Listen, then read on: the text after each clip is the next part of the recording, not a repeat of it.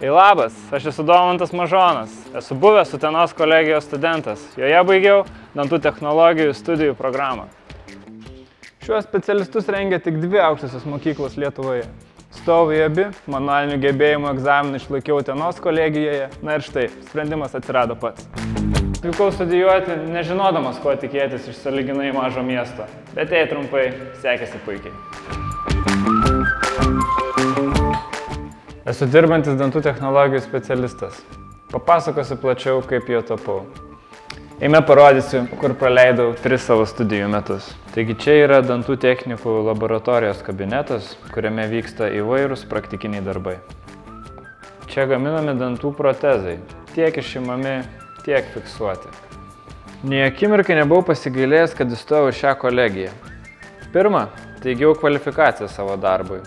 Antra, įgavau nemažai pasitikėjimo. Nei viena iniciatyva studijuojant nebuvo pražiūrėta po pirštus. Atvirkščiai, sulaukiau nemažai pagalbos iš Utenos kolegijos administracijos. Kolegijoje kaip niekad jaučiausi vertintas už pastangas burti studentus, norą derinti veiklą su studijomis.